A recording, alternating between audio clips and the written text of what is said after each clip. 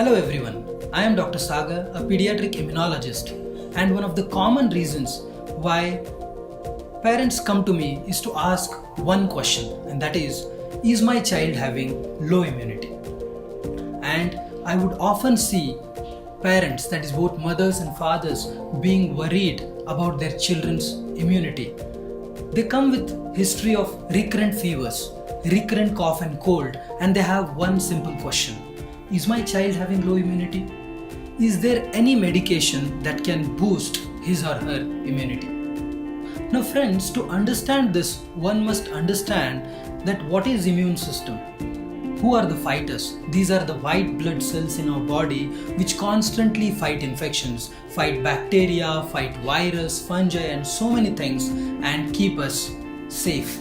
However, compared to us, that is adults, when it comes to a child's immune system is immature. As the child grows, his immune system matures. And that is why having recurrent viral fevers is a part of normal childhood.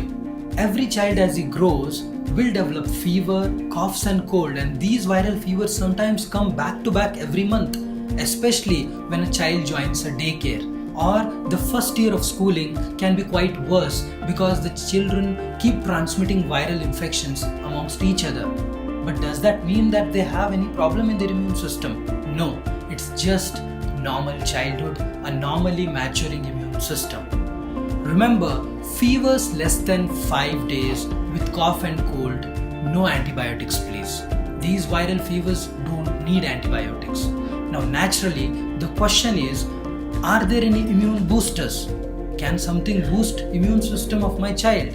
No multivitamins, no special formulas can actually boost the immune system of any of your child. People often ask me, is there any medication that can boost immunity? I simply say no, there is none. But yes, there are certain immune boosters which we all should be utilizing as much as possible.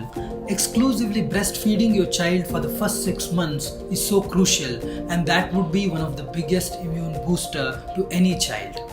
Proper complementary feeding that should be started after 6 months of age is again very important to build a healthy immune system. When you start diet in your child, the diet has to be rich in fruits and green leafy vegetables. Remember, always give whole fruits, don't give fruit juices. And it is simply said that when you prepare dinner, the dinner plate should be 50% just vegetables and fruits. Friends, please do this, and these are the simple immune boosters for your children. Well, then the question is, when do I really bother about immunity in my child? That means there may be few children who have serious issues in their immune system and they are not able to fight infections. So, when do you seek such consultation from an immunologist? These are the signs. If your child or if anybody's child has got repeated ear infection, 2 or more episodes of ear discharge, yes, that could be a sign of a problem in the immune system. Repeated episodes of pneumonia, chest infections that require hospitalization, yes, that could be a sign. Repeated episodes of loose motions, that is diarrhea that comes one after the another, or sometimes the diarrhea that is not settling for months, that could be a sign for a problem in the immune system. Repeated skin infections, one after the another, or infections that warrant antibiotics one after the another, especially in an hospitalized setting, again is a sign for a problem in the immune system. And if you see a child who's got recurrent pus formation, pus somewhere inside the body, like somewhere inside the liver, somewhere inside the brain, is not a very common happening. But if you see a child with liver abscess, a brain abscess, well yes, these children have some serious problem in their immune system. If a child is not gaining weight and height as per his age norms, we all know that children should grow normally, and if children are not growing normally, their height and weight is compromised and they are getting repeated infections, yes, there could be a problem in the immune system. And if you come across a family who has lost a child in the past with some serious infection and is struggling with the present child again with infections, there could be some genetic disease in this family and some problem in the immune system.